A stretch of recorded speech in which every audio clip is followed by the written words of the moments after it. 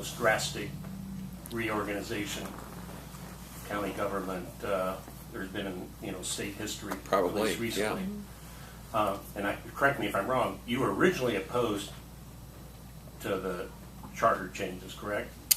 Well, I was actually for changing to a county executive system, but the way that the charter was written, it was written by basically a private committee, and it didn't have certain safeguards in it, which was the basis for my opposition. But I was for reforming county government, and I was for the people that were involved in the misconduct.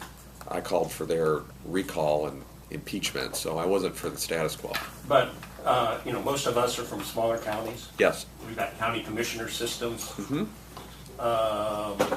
And there's this push towards more efficiency in government, and in some cases, commissioner system and the elected sheriff and all of these, Right. a certain amount of dysfunction. Right. Would you be in favor of reorganizing county governments, across the state? Well, I get that question a lot because what we've done in Cuyahoga County has gotten a lot of attention, and it's provoked a lot of discussion all over the county. There are only 2 counties out of the 88 that have gone to a county executive system. But I think it's instructive when you look at why they did that and the circumstances under which they did that. So if you look at Summit County switched to a county executive system. It is not as consolidated, by the way, as our system, because they still have an elected prosecutor and an elected engineer, an elected sheriff, and an elected fiscal officer. We have one of the most consolidated actually in the country, because we have an elected prosecutor that's elected countywide, myself as the executive, and that's it for countywide elected officials. So all of those other functions go under the rubric of my office. So that even the sheriff, the sheriff, treasurer, engineer, all of them are members of my cabinet and report to me. What I tell people is again, I do have a tendency, I hope it's a good tendency, to try to look at things in a historical context. The Ohio Constitution was changed about 100 years ago, a little bit more than 100 years ago.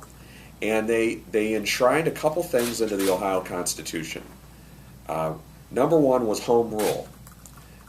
We have more home rule power in this state than most states do.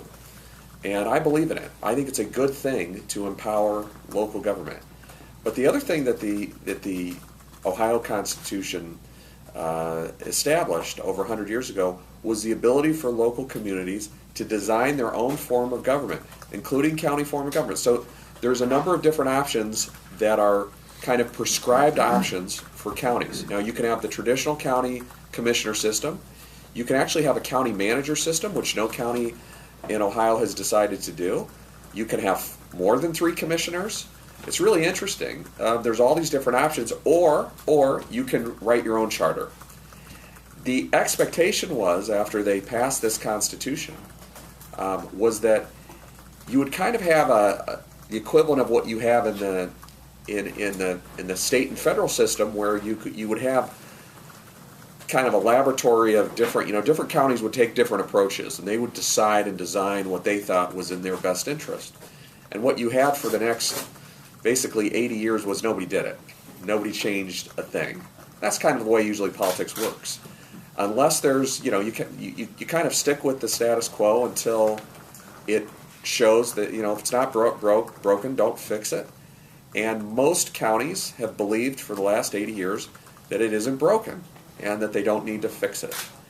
The 2 counties that have decided to change both had enormous corruption scandals. Ours was even bigger than Summit County, but Summit County had some pretty significant dysfunction, and they decided to change. And that's why it went on the ballot. And it was interesting. Cuyahoga County had 3 or 4 attempts to change the system, and people decided that it was working well enough. So what I try to do, and I'm trying to be very cognizant of the fact, by the way, that I represent the biggest county in the state, and what works for us does not necessarily fit for everybody. And I don't want to be the person that comes from the big county that says, well, we fixed all our problems. First of all, it's only been 3 years, and it has been hailed as a success.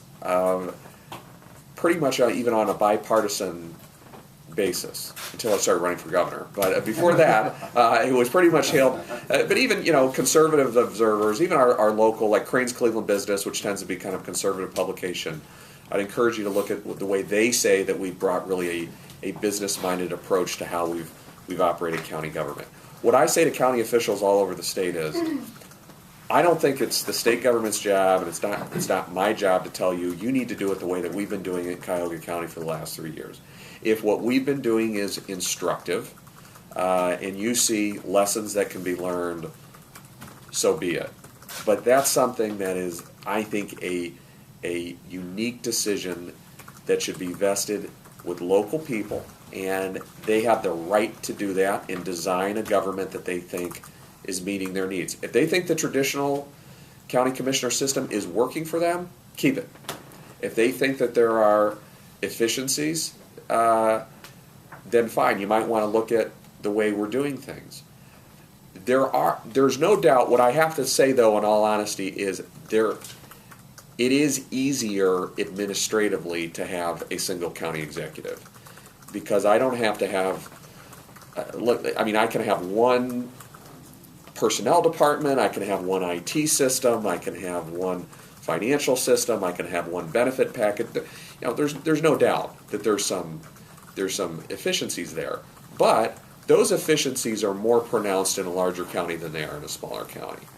I mean, we were talking about having the expenditure of really the duplicate expenditures of tens of millions of dollars between our HR systems and IT systems and everything else.